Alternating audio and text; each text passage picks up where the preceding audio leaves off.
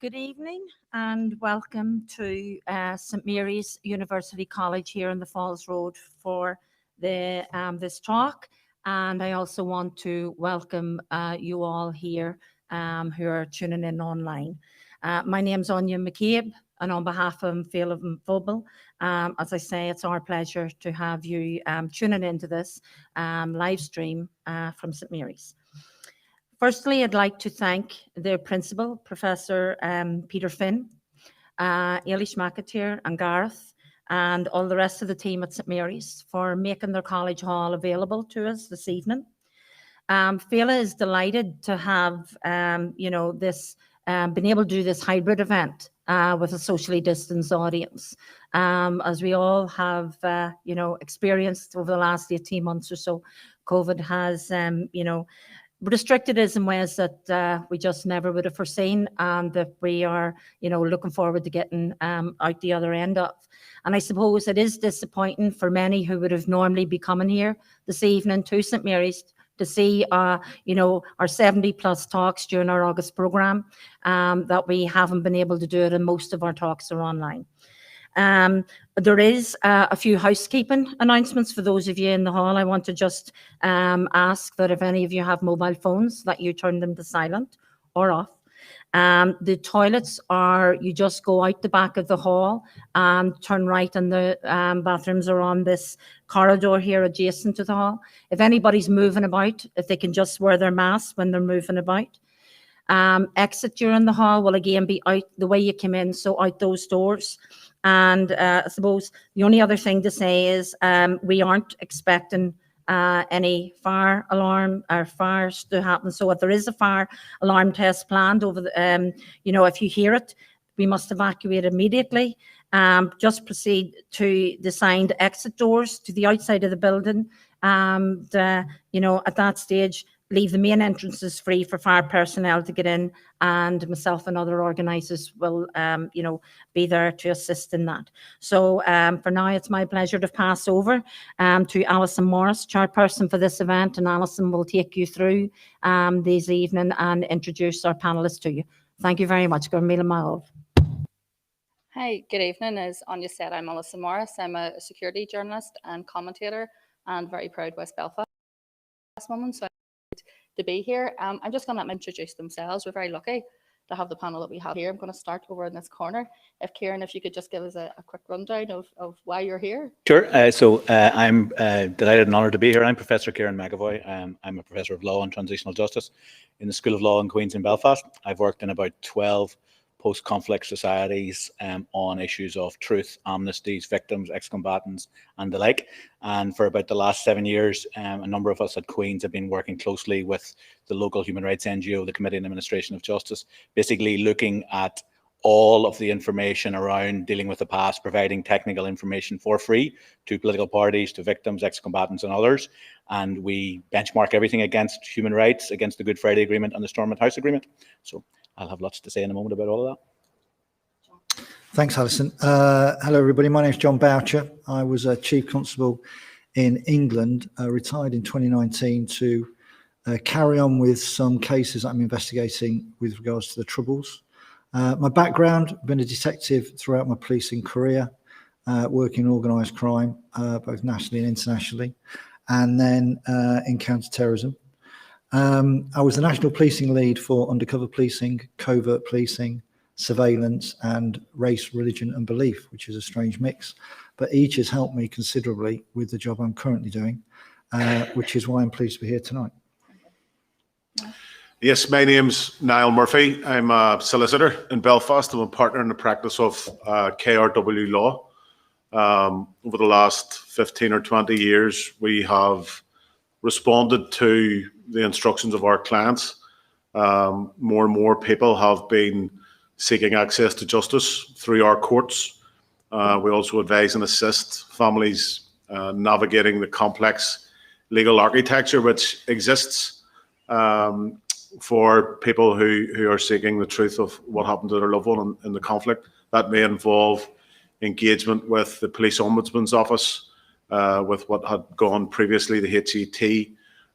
We have assisted families in drafting applications for fresh inquests and subsequently representing families at inquests. We assist families working with Jon and have a very strong collaborative relationship in that regard. And we also advise families on any public law challenges to any agency of the state if we consider that there has been a breach of their obligations under local and international law. Hello, my name is Jennifer McCann, and I was on one of the team of the Sinn Féin Negotiating team on legacy, right through from the Heist to Sullivan, the time that those talks were ongoing, and also the Stormland House Agreement. For a number of years, both in I was a West Belfast NLA as well, and I was very much involved in going with families and supporting families through different, like Niall said about the Police Ombudsman's Office and places like that. I've always been very supportive of families in their quest for truth and justice. And I think that this is a very, very important topic. And I have to say, I'm really glad to see some of the families in the audience tonight as well. And I think their views are very important. And I think it's very important for people to listen to the victims themselves. Look, even since this event was being planned, the landscape obviously has changed completely. We have had major announcements from the British government. We know that they intend to unilaterally push ahead with a statute of limitations. What else comes along with that, we're not quite sure. I think in the circumstances, Jon, I'm going to start with yourself. The work that you've been doing for many years, clearly there was a trajectory that work, and there was meant to be an end game as to what would happen if you uncovered evidence of crime. The statement and the announcements made by Brandon Lewis, how do they now affect the work that you're doing? So in all honesty, I don't know how it will play out. What we have done, we started in 2016, or I agreed to do this work in 2016. And just to give a bit of context, there was sort of 60 murders that we were looking at. We've now got over 200, so it's slightly changed with regards to what we're doing. We have got 31 files with the Public Prosecutor's Office. Listen, all I've ever been is a detective. That's my raison d'etre from joining the police. It's an independent process to look at what happens with those files, but I think we've got some very compelling evidence there. Obviously, the announcement from the Secretary of State has caused everybody, the families that we've spoken to about the submission of those files, the PPS themselves, I'm sure, and everybody listening to this discussion to probably have some surprise. And I think additionally, the mention of civil cases and coronial, the coronial aspect of legacy. I would hope that the Secretary of State and the Northern Ireland Office are listening to the overwhelming narrative that there are concerns about this. And at the very least, because families have been let down repeatedly, false promises have been made to them, and again and again they have been not delivered upon.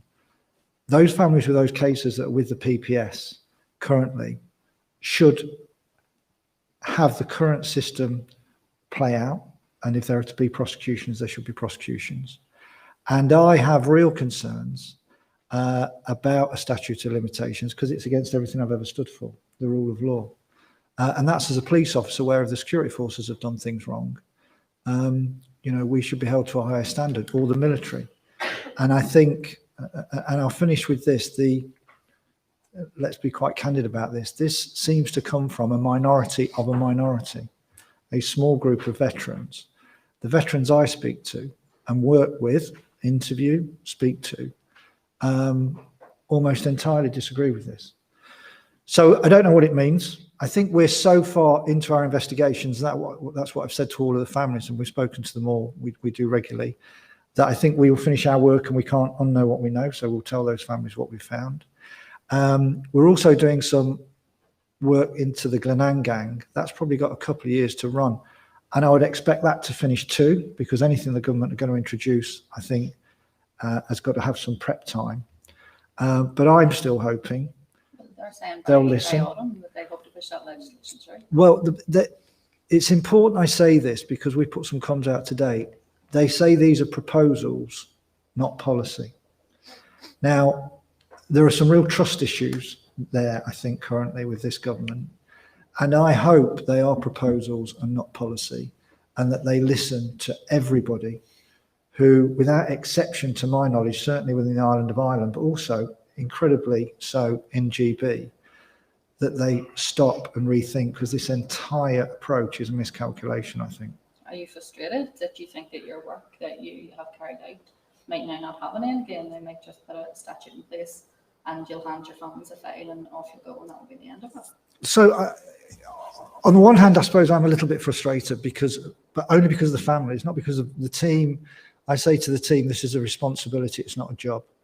And without doubt, and those families know that we deal with, they know a huge amount now they never knew before. Things have been done very differently over here to anything I've experienced in my investigative career previously and conducted elsewhere, including internationally. And I think, legacy is doable. Siobhan Keegan showed that with the Ballymurphy inquest. I think Canova has shown that. And as I say, we will tell those families what we found. And most of them are very realistic. Most families know any prosecutions are highly unlikely because these cases occurred so long ago. In fact, most of the cases, of course, occurred in the early part of the Troubles, so in further ago in time. And they're really realistic families. But to take away the prospect of a prosecution, I think sends all the wrong messages. What does it say to distant Republicans? It'll face relentless and protracted legal challenge. The paper is silent on GB cases, but GB cases have to be applied in the same way. And families and veterans, I will say, do not, that I speak to, stand for this paper. Obviously some will, but not the people I speak to, and I don't think the majority. And finally, what does it say to victims, families, about the value of their loved ones' lives? So listen, I hope there's a rethink, and I hope they're on receive. And this might actually, in time, we might look back, this was a good thing because it gets legacy into a place that families have been waiting for since 1998. But it's certainly not the right approach, but I hope it has the right ultimate answer. Kieran, you have been doing a body of work for quite some time, looking at how to deal with legacy, probably in a realistic fashion, looking at all the different scenarios. Can you explain to the people here? I know that you were present at those Lambeth Palace talks. You did a presentation there to other people. Explain what the proposals were that your team had managed to come up with. So what we did was we benchmarked everything that had been put into the public domain. There had been about 10 or 11 different ways forward being proposed by different actors, including the statute of limitations was one of those. And we benchmarked them against human rights obligations, particularly the right to an effective investigation, Article 2 of the European Convention on Human Rights, but other international legal requirements. We benchmarked it against the commitments that both governments and the 5 parties made in the Stormont House Agreement, and commitments that were made in the Good Friday Agreement. So we went through everything, basically, all of the options that have been out there. We also kind of took apart the narrative that there had been a witch hunt against veterans, and I'm happy to go into that later if people are interested, just to show that that's basically fake news. And then at the end, we didn't just critique, we tried to offer, like, we were recognising Boris Johnson, this is a right-wing Conservative administration with an 80-seat majority. And so simply critiquing is not enough. So we felt we had an obligation to try to put something forward that might, in our view, be workable. And so the option that we came up with, which we thought was compliant with international human rights law and the Stormont House Agreement and the Good Friday Agreement, was essentially that in a context where anyone convicted of conflict-related offences is only going to prison for 2 years max anyway, in that context, and when our view was that the current British government will make sure that no soldier does a day in jail anyway, that's what will happen, that in that context it might be possible to see a compromise whereby the Stormont House Agreement would be introduced, whereby you would keep prosecutions on the table, so you would still have a proper investigation, proper independent Article 2 compliant investigation. You would still have a decision by the DPP whether or not to prosecute. You would still have a day in court. And then if the person was found guilty, at the end of that process, then there could be a mechanism by which the current maximum 2-year jail time could be reduced to 0. In working on this, we found that actually that legal power already exists, that the Secretary of State for NI can already alter the 2-year maximum to 0. And in our view, that's what they would do anyway. If a British soldier was convicted, they would simply apply, it's in the Northern Ireland Sentences Act, they would simply apply that power that they have anyway. But that was the kind of trying to do more, Alison, than just critique, but try to offer a way forward, recognising that people, I mean, I gave a presentation on all of this at the Victims Forum, which preceded the Lambeth Palace seminar. And, you know, different victims have different views on that. It's a controversial idea. Some would understandably argue, I still want people to do 2 years. So we weren't underestimating that itself would be a controversial thing. People would have different views on it, but that was what we were putting forward. And then what we've seen in this command paper is flabbergasting. I mean, what is being proposed here is a more expansive amnesty than was introduced by Pinochet in Chile. We have a database of every amnesty. My friend and colleague Louise Malander has a database of every amnesty that's been introduced anywhere in the world since 1945. And we've been looking to find the worst ones. This is right up there. This is not just prosecutions, but closing down civil actions, closing down a person's right to go to court, closing down. They even are hinting at trying to close down judicial review. They don't say it, but there's a little box in the document. So what Niall was talking about, a person's right to challenge an administered decision, closing down that, closing down civil actions, closing down inquests that are currently before the courts. That's London reaching deep into the operation of our courts in this jurisdiction. Fundamental breach of the Good Friday Agreement. Devolution of justice is central to that. So we are talking here about, so that was our principal compromise, what we thought was a controversial but doable way forward. And instead, what is being proposed is something that was worse than Pinochet. Now, in terms of the people that you represent, I mean, if anyone that was paying attention knew that this plan for a statute was coming, we know the Brandon raised it up last March.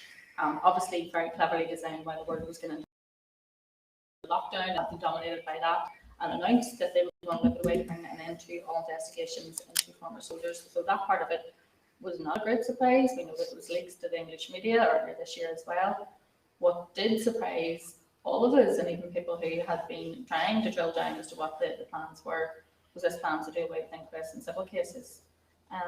In terms of the work that you do, explain how important that access to the civil cases, which inquests can sometimes be like having a mini trial. You can get evidence and disclosure that families were previously denied. The civil cases as well, you have the ability to compel witnesses. To shut down that avenue, how was that? How was your clients respond to that? Well, a complete shock, Alison.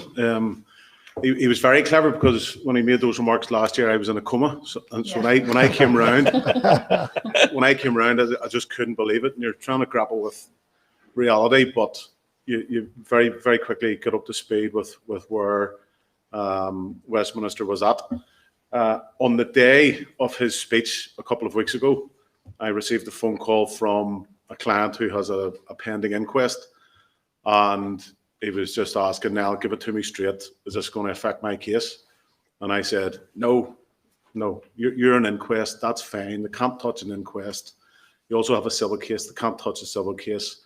What I think they might do, and it will be challengeable and it is unlawful, is that they will attempt to stop prosecutions.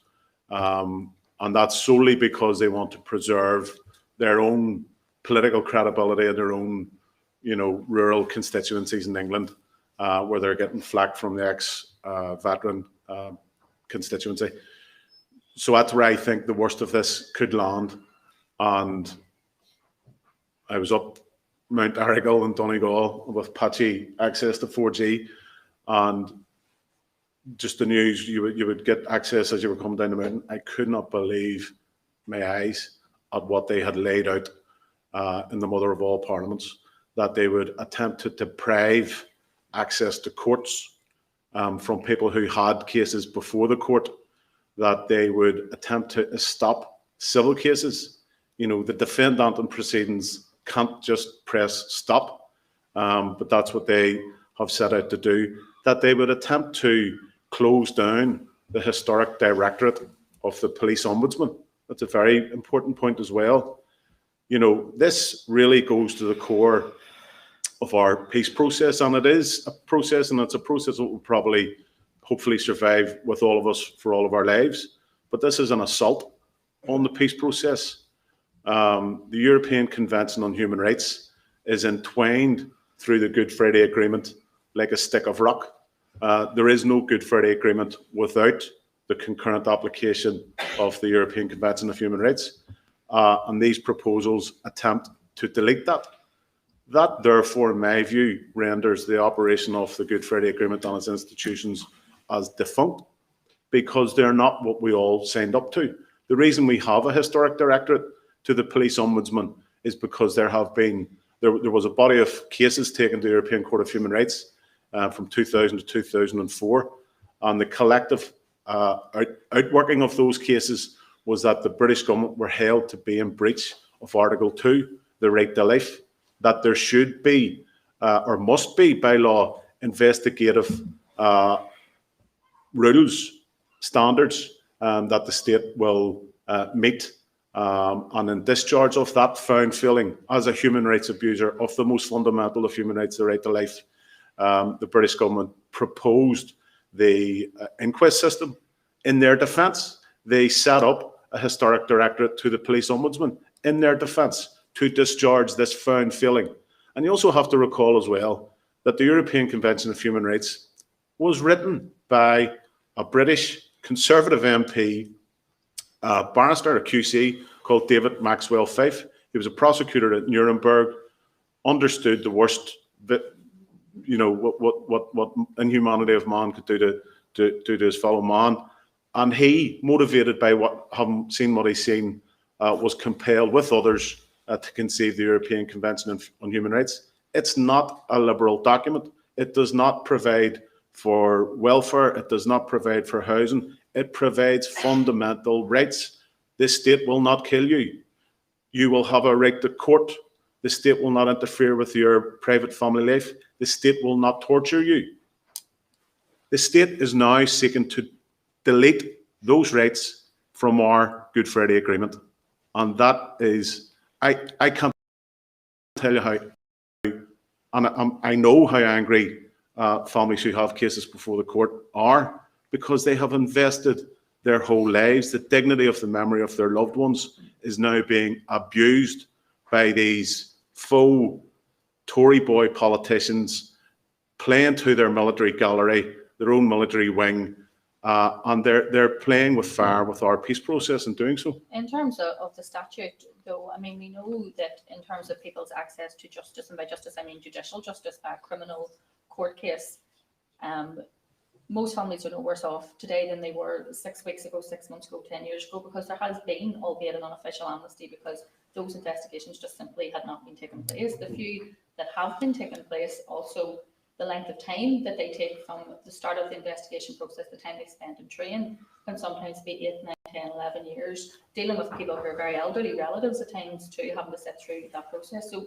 you accepted that process was not working, that was not the right way to deal with them. What do you think, and I mean purely from a legal point of view, what do you think was the correct way to try and deal with those legacy cases? Well, I think the correct way to deal with legacy is what was agreed, and Jennifer will speak to it, at the Stormont House Agreement. There is a politically agreed legal architecture which is ready to be erected. It is the state that finds fault with the obligations that the Stormont House Agreement, the HIU, for example, will impose upon it. What we have at the minute is a patchwork of different institutions which were proposed by the state in discharge of its found failings. And insofar as, yes, they are slow, the reason the Ombudsman's office is slow, for example, and I note Tommy Duffin and Mark Sexer here from the Omagh Road atrocity, is because the state has starved that office of funding. The reason that inquests have not been able to be convened, and there are only 35 or 40, a county court jurisdiction will deal with 110 bills of indictment in a year. This is doable. The Lord Chief Justice diagnosed the issue with inquests and had a plan and was working through the plan. COVID intervened, and that's life, as it were. But the recent verdict in the Ballymurphy inquest has shown that that model is fit for purpose if properly resourced. These inquests need judges, they need investigators, they need courtrooms, they need resource. Similarly with the Office of the Police Ombudsman. For example, I recall in 2014 there was a judicial review taken by Michael Maguire seeking to challenge the refusal to provide him access to sensitive material. And in that judicial review, it was disclosed that under the previous incumbent, Al Hutchinson, there had been a very minimal amount of applications for sensitive disclosure, but under Michael Maguire, it had risen exponentially by something like 400%. But he was denied something like £300,000. The NIO spent more money on tea and sandwiches, and FOI would later disclose he needed £300,000 per year for more investigators to increase his investigative complement from 27 human beings to 55, and he felt that he could get through the cases in 7 years. So the Lord Chief Justice has said he can do the inquests in 5. Michael Maguire, if he had 55 investigators, could do it in 7. Neither are anywhere next or near it because the state has starved those institutions of finance, and now they know that these inquests are coming, and now they know that the blockage for the Ombudsman's office has been resolved through that. People talk about vexatious challenges. The vexatious challenge taken by the retired police officers against the powers of the Ombudsman. The blockages have been removed, and the state's next trick is blanket amnesty. It is obscene. Jennifer, you were part of those, as you said, negotiations around the Stormland House Agreement. Can you explain, obviously, the families here, you know, this is their lives, they live and breathe this legacy stuff and have done throughout most of their life. But for some of the people listening, especially maybe some people who wouldn't be as informed in relation, can you explain what the Stormland House Agreement proposals were and how they differed from previous agreements or previous attempts to try and deal with legacy? Yeah. Well, I think the Stormont House Agreement, as most people know, was like a political compromise. Obviously, there were 5 parties agreed to it, and the 2 governments agreed to it.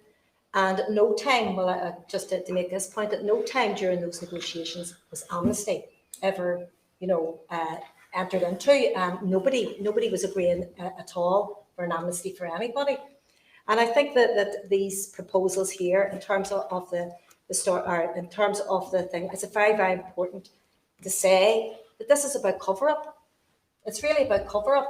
It's not just about the veterans having an amnesty or whatever. This is about the British government and the British establishment not wanting any investigations into their policies and their state policies in Ireland over the past 50 years. And that's what it's about. And I think that most families know that.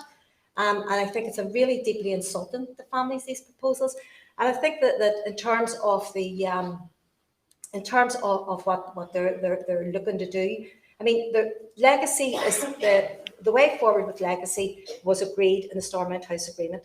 There were different, there was the HIU where people have wanted to go to investigative stages and take it to investigations. There was also the ICIR, which is an information retrieval, the Commission for Information Retrieval, where people could go and get information. And obviously there was safeguards built into that as well. And I think it's very, very, I mean, to me, it's just a very, very clear-cut case of the British government and the British establishment.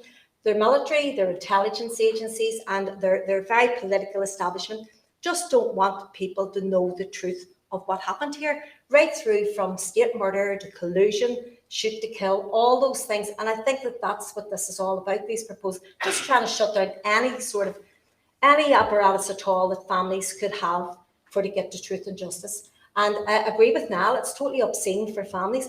Again, go back to Stormont House Agreement. I mean, it's all there for people. I mean, obviously, I mean, as I said, it was a political compromise. And there might be things that some people, find it. So at the end of that investigative process, as proposed in the Stormont House Agreement, there would have been prosecutions and 2 years in prison. Was that what was intended? Well, see, I mean, the other thing that I have to take issue with is they're trying to sort of package this up. This is going to be an amnesty for everybody. I mean, I'm an ex-prisoner myself. I speak to Republican ex-prisoners all the time. There's nobody wants, well, I mean, the biggest majority of them do not agree with this amnesty. They don't agree with it. And I think that it's important to say that, because I think people, sometimes say, well, they're getting this wee bit in there. And that's not the case at all. And I think particularly for the families, as you were saying earlier, families who have a wee bit of hope now that they might be getting, they've waited 50 years, someone for inquests, they've waited, for the civil cases, for all that. I mean, they're just steamrolling over the rule of law and the administration of justice. Yeah, that's what they're doing. And I think that it's, I mean, for Republicans, I think it's very clear that, Republicans do not support this. Republicans don't support this, and for them to try and send their messages out that they do. Going back to Stormont House Agreement, I think that really what we need to do is get those mechanisms in place, get that up and running, and for families, for families to get that truth and justice, that because they're entitled to it. They're entitled to it, and I think it's important that people can see this as a cover-up for that, and that's exactly what it is. The former director of the PPS, Barry McGrory, said that the Stormont House Agreement couldn't work because you couldn't have investigations and prosecution. You can have truth recovery and prosecution sitting alongside each other. Like, say, if there was 5 members of one family and one said, I just want truth, I don't care about going to court, and another member said yes, well then those two things would conflict. How do you give information to one that can't then be used in a criminal trial? Clearly this was something that must have been discussed during those negotiations. Well, obviously, there's safeguards within the Commission for Information Retrieval, and that was the whole purpose of it, so that people could come forward and the people or families could get information, but didn't necessarily lead to prosecutions. That's there, but there's also the investigative process as well. So I mean, there's both, and in terms of families coming forward, it's up to the families to choose what they want. And I know what you're saying, there might be some members of the family or whatever, but it's up to the family to choose what way they want to go forward.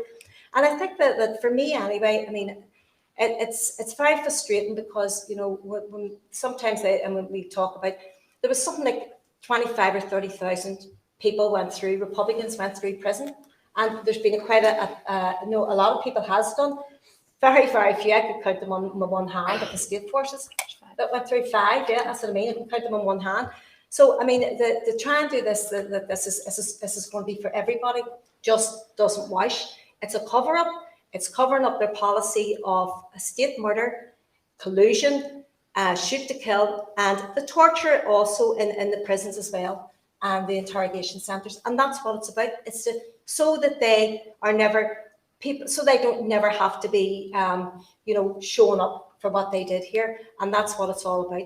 And for families, it's so hurtful for them, because I think that they only for those families' campaigns, some of them would never have gotten to where they've gotten to. Like you talk about the Ballymurphy families, I mean, they fought long and hard for that inquest.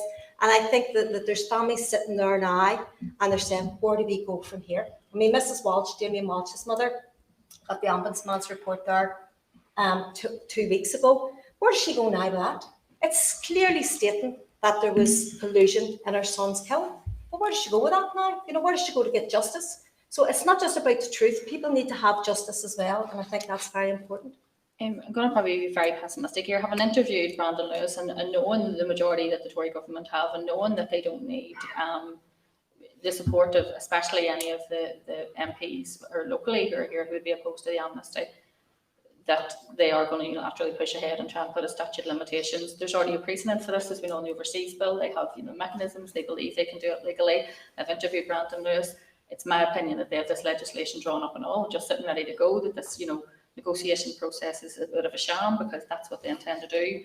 Let's assume that that's what's going to happen and talk about what a truth recovery process could look like. If there was proper, is it going to be a judge-led process? Is it something the families could actually get some kind of justice or redress from? What I was interested in when I was speaking to Brandon Lewis is he mentioned yourself on several occasions saying that you had shown what could be done with the truth recovery process, but not mentioning the fact that obviously there were meant to be prosecutions at the end of your investigations. Do you believe that it's possible, not in the sense of maybe the South African truth and recovery process, but do you think it's possible in Northern Ireland to have any kind of information recovery process that would provide healing? So I'll deal with that. There's a couple of other points just from what's been said I want to mention. Canova is mentioned in the command paper, but Canova is mentioned with regards to our relationship with every family we have. We have a really positive relationship. I speak to everyone, I meet everyone, the team speaks to them regularly. There's people in the audience who know the relationships we've got with families, which is good, and it's the right way to operate. It's the proper way to operate. It's the Article 2 way to operate. But those families wouldn't give me the time of day or my team because they've seen it all before unless we were getting access to information, unless we were getting answers to the questions that they've been asking for so many years. Canova's credibility doesn't come from the fact that we're very nice to people. It comes from the fact that we get the investigative element done properly. And so with the closure or changing of the coronial system, the civil route, the criminal route, I don't think it's a difficult thing to appreciate the lack of trust that there will be from families and everybody about how meaningful an information recovery process will be. There's inevitably going to be concerns about, if you're closing all this down, are you truly going to, the other side of this, provide something that has the reach to get all of the information that you're suggesting? Do you feel your team were used by the British government in that command paper? I mean, they were saying your name to journalists who were interviewing them as this could be the possible model for truth recovery going forward. This could be the plan for reconciliation with the Canova.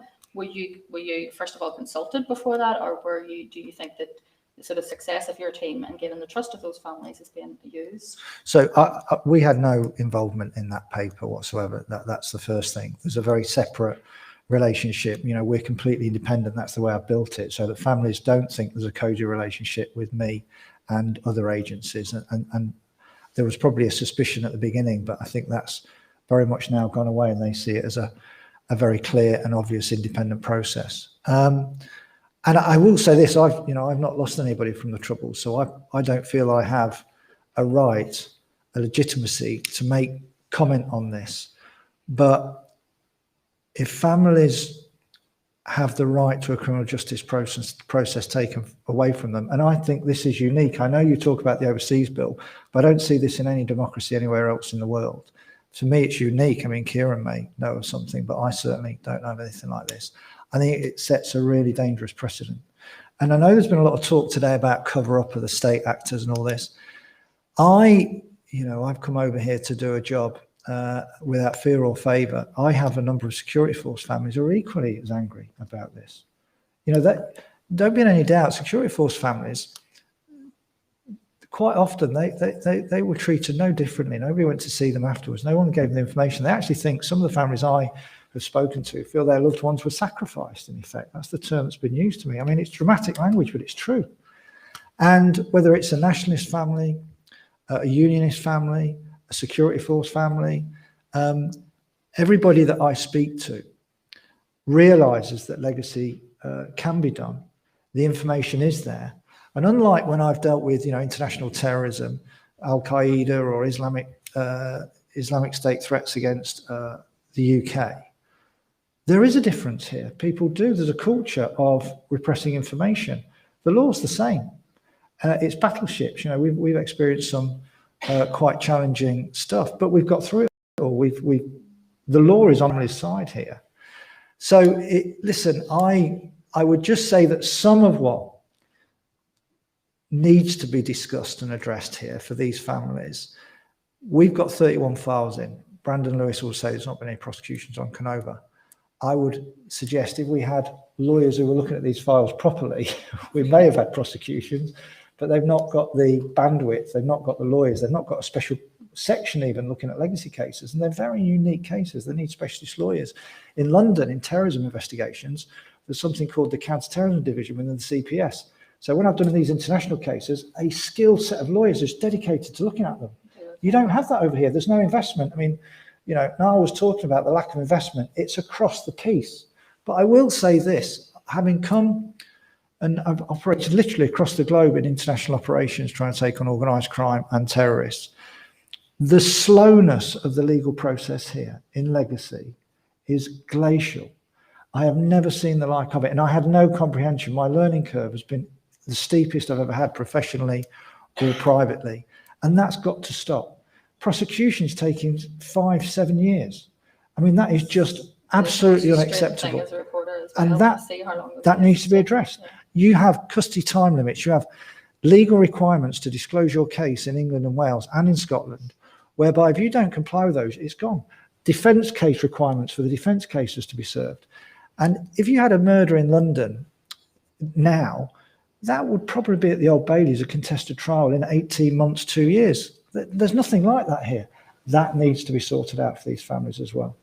Can I say, as an academic, when you were looking at amnesties, you're also looking at alternative ways of dealing with legacy and complex situations, such as truth and information recovery processes. Have you examples of how they work successfully? Yeah, I mean, the key thing for this, Alison, is, and John sort of touched on it there, is you only get truth recovery if you have teeth, if you have legal powers to actually deliver it.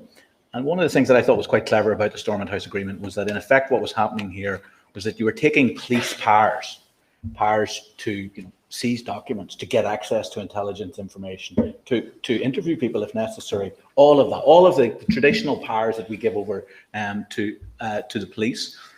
And you were applying them because the primary product for most families coming out of the Stormont House Agreement processes would have been the family report. Everybody accepted there weren't going to be that many prosecutions. So the key benchmark by which you will judge any truth recovery process in any context based on our experience of working these things is, what are the powers of it? What are its legal powers? What are its teeth? How independent is it from the state? Does the state have, for example, the capacity to use a national security veto to close down information from going to families? An unreasonable application of a national security veto, put it that way. And it's all of that. It's the sort of legal nuts and bolts of a truth recovery process that ultimately will decide whether or not it will work. And I think for a lot of people, what they've seen, for example, in the aftermath of the Val Murphy inquest, is the power of the judge there is something that is feared by state actors in particular, I think, because judges, it is extremely slow and frustrating and all of that. But nonetheless, it's that legal power to get to something like the truth. That's how you will judge whether any truth recovery process is going to work or not. I am very aware that there are people who are victims here in the audience and have some questions for our panel. And Ganya has a microphone in the audience if you have some questions. Yeah, I'm just going to hold the mic and anybody just... If anyone wants to raise their hand and wants to ask a question of the panel.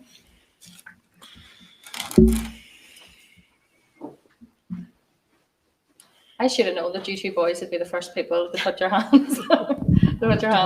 Okay.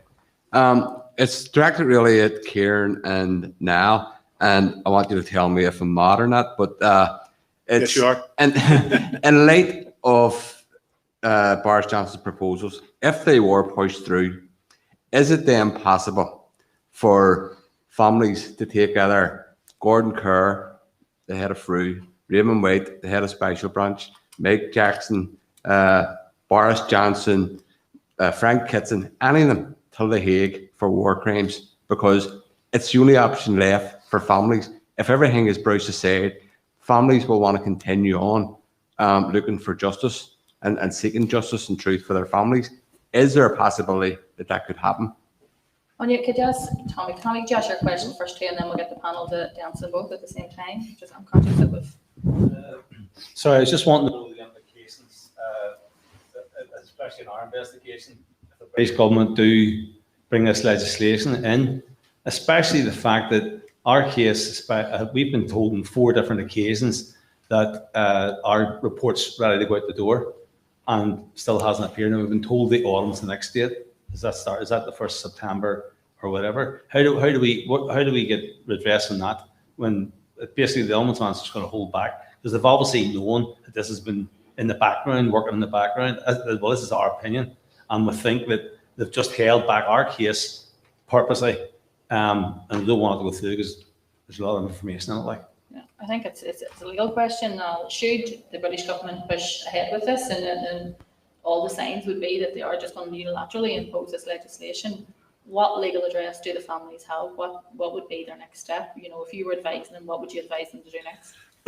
It is something that we have carefully considered, and you know, there's many lawyers in this jurisdiction who are carefully considering what the options are. And John touched upon the glacial speed by which cases progress through our courts, and whereas the inherent reflex challenge would be by way of judicial review, whomsoever, whichever side would win that, the other side would appeal. It would then go to our Court of Appeal, and again, if a family were to succeed in the Court of Appeal, one would think that the government would take it to the Supreme Court. And if the Supreme Court were to rule in the government's favour, the family may seek to then petition Strasbourg, the European Court of Human Rights. But all of that will take time. And whilst that was taking place, the law would be the law and would be operated. I think that the most critical response to these proposals, yes, the legal analysis will follow through, but it's international political pressure. And Britain have made a successful job of rendering Europe a dirty word in its social discourse. So I would expect a lot of criticism to emanate from Brussels and Strasbourg, but it will be water off a duck's back to this British government. That doesn't particularly pay attention to European court rulings or the criticism from other governments. Yeah, so, and the sanction from Strasbourg isn't great. You know, Kieran talked about teeth. I think the biggest fine Strasbourg are likely to impose is £12,000. You know, this is a government that lied about £350 million per week, that it would be reallocated to its NHS. It's puffed up on Brexit, and I think will be completely ignorant and arrogant of Strasbourg rulings. So then we extrapolate the lens further. It is terrified of this American administration. That's why it didn't go for a hard border in Ireland on Brexit, because Nancy Pelosi, Richie Neal, who is the chair of the Ways and Means Committee, Brendan Boyle, who sits in the Ways and Means Committee, all friends of Ireland, made it very, very clear that there would be no trade deal with America if the Good Friday Agreement was interfered with. The same standard should apply now, and I would implore anybody who has any influence with influential American actors to ensure that that lobby is proposed. And also the United Nations Security Council. There was 2 rapporteurs last night made very critical remarks as to their view of these proposals. But the 26 countries have a seat at the big table now. They have a temporary seat at the UN Security Council. And what does it say to every tin pot dictator from Duterte in the Philippines to this guy in Belarus, if a mature Western liberal democracy can write the worst amnesty for itself this century, what does it say about the rule of law to those states when Britain is proposing to do this, that the UN Security Council should consider very, very clear, because it is a red flag to every idiot bull Can they in the rewrite? I world. know the command paper hinted that there may be a mechanism of making sure that it cannot be judicially reviewed. Can you think of a way in law that they can do that? Or, I mean, I know they say, we've seen that with the Brexit review, Parliament is sovereign, whatever they rule stands. Legally, can they just ban any judicial review of this legislation? Well, you know, this is also a government that is attacking the concept of judicial review per se. Yeah. Independent of legacy proposals. There's But another. does not like lawyers. I mean, she makes that quite clear quite often. No, she doesn't. And judicial review is under threat. Journalists are under threat. We've seen how journalists have been treated in this jurisdiction in the past couple of years, being arrested for a breach of the Official Secrets Act, for achieving for families that which the police refused and failed to do in protection of its own security and intelligence agenda. Journalism itself will be criminalised through this pending review of the Official Secrets Act. So we are living in a very, very dark era. We're living with a Prime Minister who openly tells lies, who has no concept of what truth and integrity and public office means, and who has a massive majority, and as I say, is puffed up on Brexit and seems to be hell-bent on doing what he wants. Have you any further questions from the audience? Anya?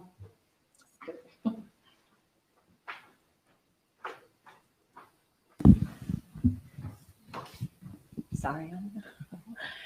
For Jennifer, rather than honour their human rights obligation to victims, the British government are using the pretext of reconciliation to cover up state terror. What do you believe will be the consequences for genuine healing? Well, reconciliation if these proposals become legislation?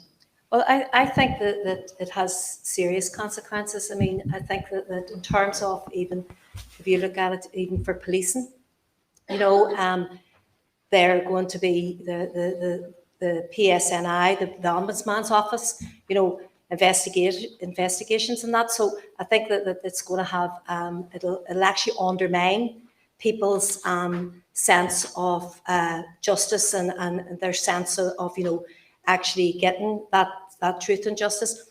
But I also think in terms of, and I think it's important because it was brought up here tonight as well, and the panel was talking about it. These are proposals, and I know what you're saying, they're probably just going to get rubber stamped or whatever, but it's important that there's a campaign to resist these proposals. It's very, very important, as Niall says, the US involvement, the Irish government's involvement, that people are actually challenging it. And I think that in terms of the way that they're trying to sort of push it through, I think that when you look at even the debate up in the Assembly, the recent debate in the Assembly, you look at the debate within the communities now, there's nobody wants them. So I think that really, you know, it will have serious implications for a lot of different in terms of, particularly in terms of people getting that truth and justice, but it will also undermine, I think, the sense of, because it's not about reconciliation. They're using those words to push it forward. And I think that really, you know, that we need to be looking at, and you even look at their own, the British government, or their own response to the legacy consultation, the response to the legacy consultation. One of the main things that came out of that when people were responding to that was no statute of limitations and no amnesty. So it's very, very clear that everybody are opposed to this. And to try and put something and ride it just through with so many people, all the political parties, the families, victims groups, everybody. So I think that it's going to have very serious implications if it's driven through.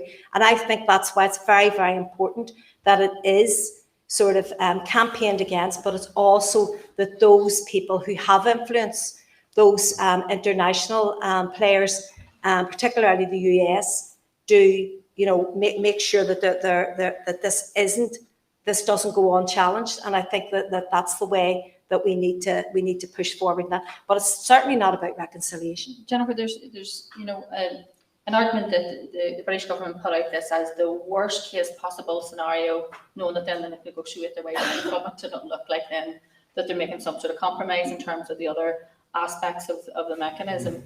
Do you think that in terms of the fact that we can, you can politically lobby for them not to do it, but they will do it if they want to, that political pressure now needs to be applied to try and design those recovery and information aspect of that legacy agreement, independent from the British government, to campaign to have that judge-led and to have a redress scheme? If you're going to remove civil cases, there needs to be something else put in its place. If you think about the historical abuse inquiry and how there was a redress scheme attached to that, is that something that you think the politicians could sit down together locally and look at designing an independent, judge-led, truth and recovery information process that people would feel they were confident was taken away from the British government, and a proper redress scheme in terms of, for some people who, as you say, only want truth, but also they deserve redress in terms of an apology from the state? Well, yes. I mean, I think the Stormont House agreement's there.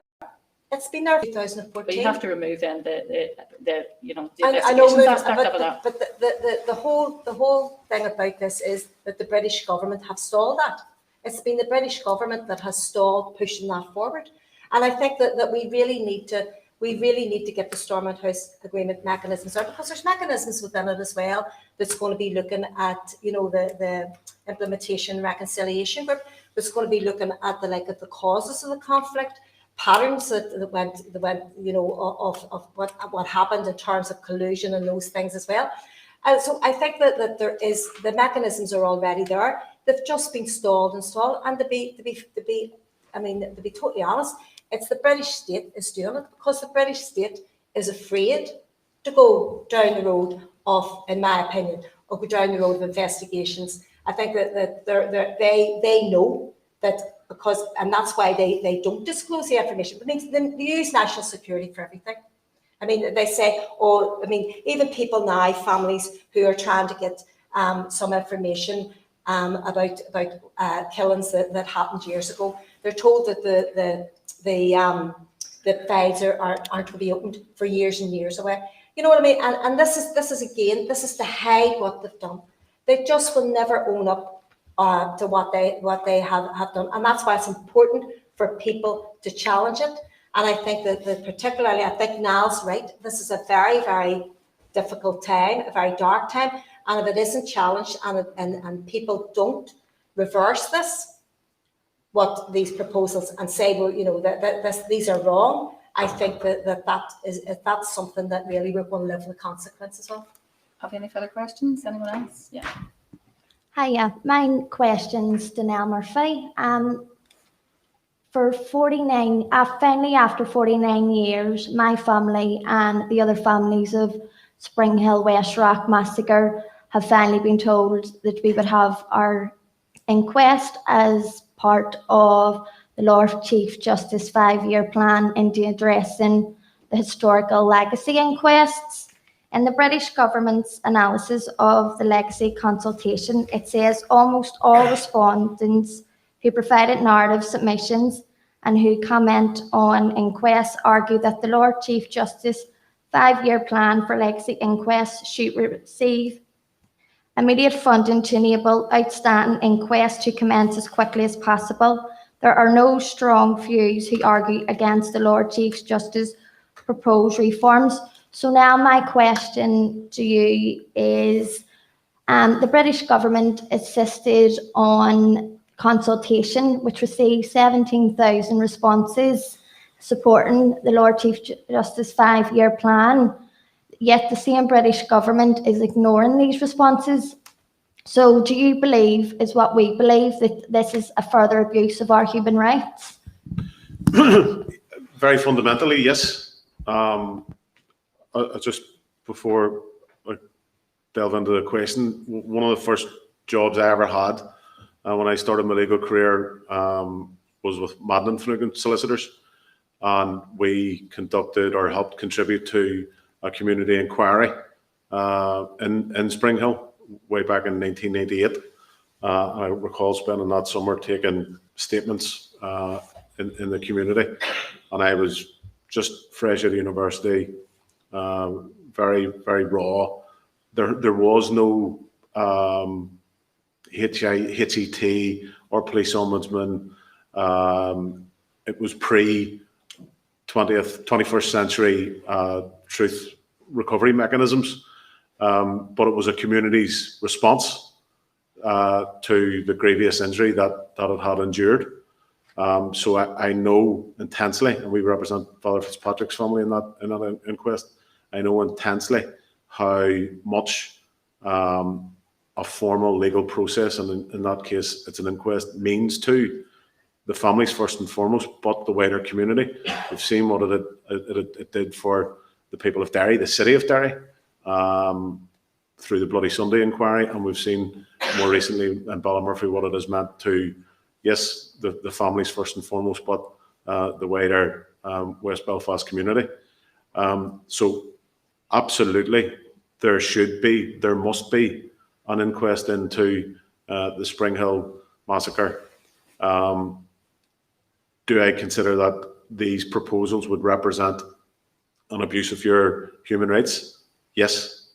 Because, as I say, the reason that we have a coronial system at all dealing with cases of a vintage is because the state was held to be guilty of abuse of the right to life through those series of cases that were taken in 2000 to 2004. And the state in discharge, there's actually an office in Strasbourg called, it's quite a mouthful, the Office for the Supervision of the Execution of Judgments. And they will not sign off on a case until such time as they are satisfied that the responding state has taken the remedial action to discharge the abuse. And the Office of the Supervision of the Execution of Judgments has refused to sign off on these cases.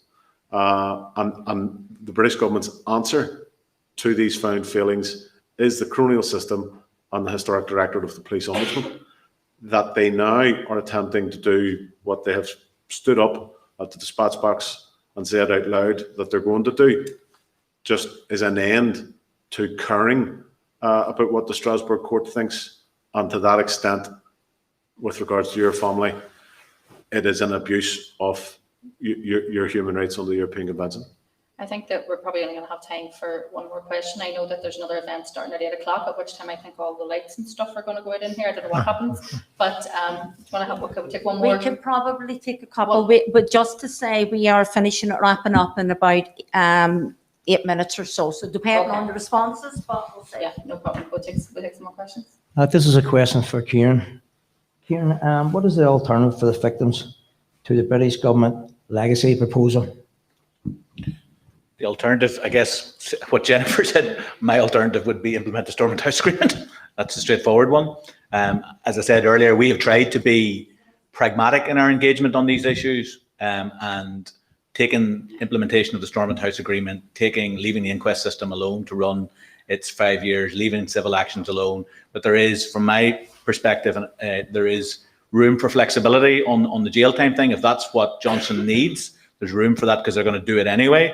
But for me, it's very tricky to move away from those kind of things. Once you do that, you're on a slippery slope. If you were engaging with the British government as a trustworthy interlocutor, then you would be in a different place. I get there's just zero trust. My personal natural instincts are to try to fix things. What about the Ames Bradley? What about those proposals? If you were to take those and sort of dust them off? And I mean, Ames Bradley effectively was a truth commission. They called it a legacy commission. The key, as I said earlier, the key to whether or not that would work or some mechanism like that would work would be the powers and independence of the truth recovery function to see whether or not that would meet the standard. And the only way you're going to get that basically is by engaging with victims, is by saying, look, what about if we did this? We made it completely independent. We ensured its budget. We ensured it was being chaired by an international or a domestic judge of repute. We built into the structures that the voice of victims are going to be captured in that process, that their views are going to be taken seriously, and so on and so forth. If you engaged if you had a government, a bona fides government that were doing that in a real conversation, then I think we'd be in a different place. But that's not the government we're engaging with. And so in that context, I guess all I can say is probably like Jennifer, Stormont House Agreement. Another question, yeah. Thank you. A question for Jon Boucher. It's I think in the information you put out today, you said you gathered, I think it was 50,000 pages of evidence in the course of your investigations. And on the one hand, I'd like to hear more about how the investigative process itself can contribute to truth recovery, including sort of public reports at the end. But I suppose the big question is, do you think you could have gathered those 50,000 pages of evidence if you didn't have the investigative powers that you currently have and that your operation currently has, and instead you were just reliant on information that was volunteered to you? Because it seems the big difference, however much the NIO talks up Operation Canova, somehow that it's very, very different to what they're putting forward. And one of the huge differences is that the legacy body that's being put forward won't have any investigative powers at all. It will just be reliant on desktop review and some information that's, if any, that's volunteered to it, which seems to be a very different situation. It will be toothless, whereas truth recovery with teeth does involve proper investigative powers. Yes, that's the part in the command paper that's very vague, that I think that they will negotiate on, what that would look like. Do you think that the process that you used in Canova could be transferred into that? And also, did you get open disclosure when you were doing this, or did you come up against the same sort of barriers that Niall and other people have came up against trying to gather information from the state? So to answer your question, Alison, and I think it also answers Daniel's, there's three areas our evidence comes from that's different, I think. Firstly, in a lot of our cases, we've got new witness evidence because people were not previously either spoken to by the police, or because of the conflict didn't feel it was safe to speak to the police. So we've got a huge amount of new witness testimony that didn't get recovered before. The second area, and by the way, that witness testimony is from all sides. That's ex-security forces, it's ex-combatants, it's all people coming forward and saying families need to know the truth, but they don't just come forward. And when we first spoke to some of these people, we had politely doors shut in our faces because they don't know who we are. It's another group of English accents. It's another thing. It's taken quite a few years for people to actually contact us back to say, actually, and this is a village, everybody knows everybody. So you build a reputation by how you behave, not what you say. And we have found a huge amount of new evidence has come to us in that way. I'm working with solicitors and NGOs and victims groups.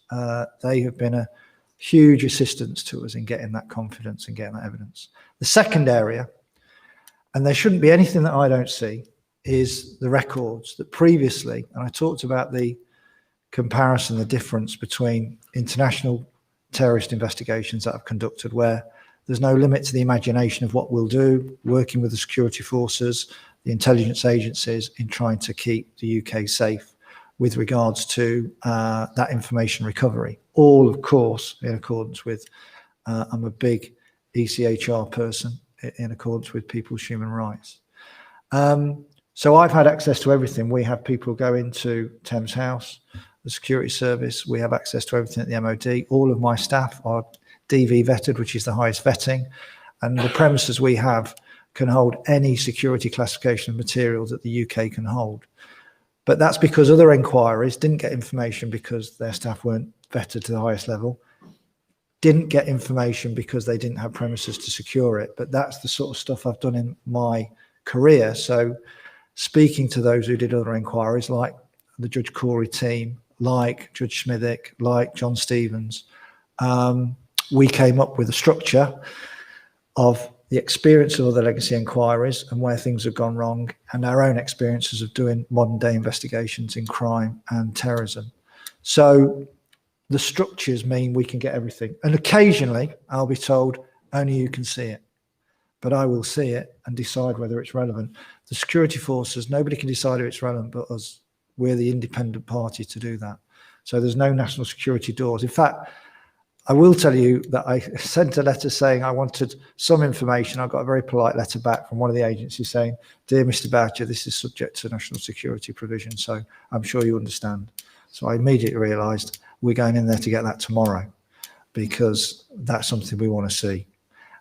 So the relationship grew from there, as I'm sure you can Have you a imagine. good sprinkler system, John, in case your office I was accidentally comes actually back? just about to say the same thing. We have good If you sprinkler have some sort of sudden unexplained accident, and 24-hour security. Yeah.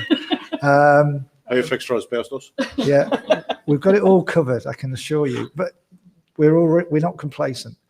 The last area is forensics. What we have found is, the further ago that these offences occurred, there's less material. But we've had some really, really, really unexpected and high-quality forensic results. So new witness testimony, and by the way, that includes security forces. When they were doing these inquiries during the conflict, there was very much a separation from intelligence and investigation. A lot of investigators didn't get told stuff they should have been told, but it was a conflict, and there's a context to this. I understand some of it I don't agree with, but that's the way the model evolved. What I would say, since the Good Friday Agreement, that intelligence and that investigative element comes together. That's the model in London. When I joined counter-terrorism from organised crime in London as a detective, I was dragged into the anti-terrorist branch against my will because I thought mainly they weren't very good in that particular field. But we had a threat. We had the 9/11 threat, and a load of us were pulled from organised crime, running around enjoying ourselves, battling with criminals, cops and robbers, and we got put into this field.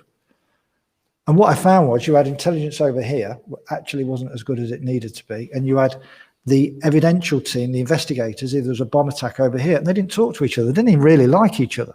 It was the Irish model. It's not what we did in organised crime. If I organised crime wanted any tactics, I commissioned them, and I got all that information. It was a single structure. So with regards to Canova, nothing exists that we have not been able to see, but it's not been straightforward. We've had some battles, but we've seen it all. We've got a huge amount of new witness testimony because people, I think, have seen us as human beings, and there's a lot of trust that we've had to build. And we've had some really, really cutting-edge forensic results applying modern techniques. The question, I suppose, Daniel, is what would it look like the other side of this command paper if, with the big majority, the proposal doesn't really change and becomes policy and becomes legislation?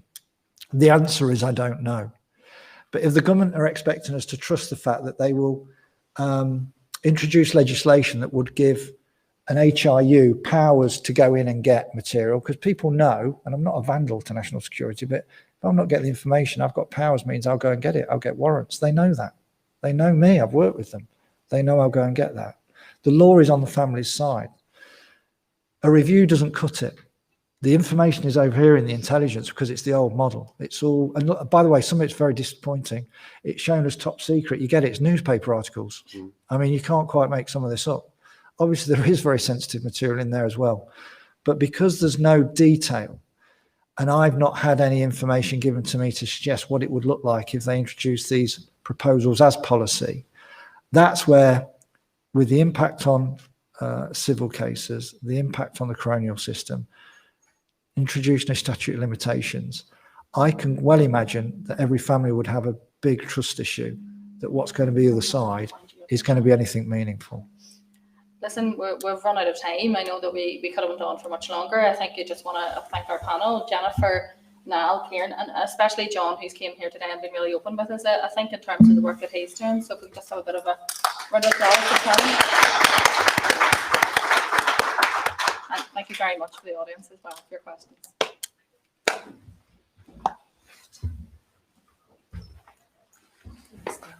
Well done, Alison.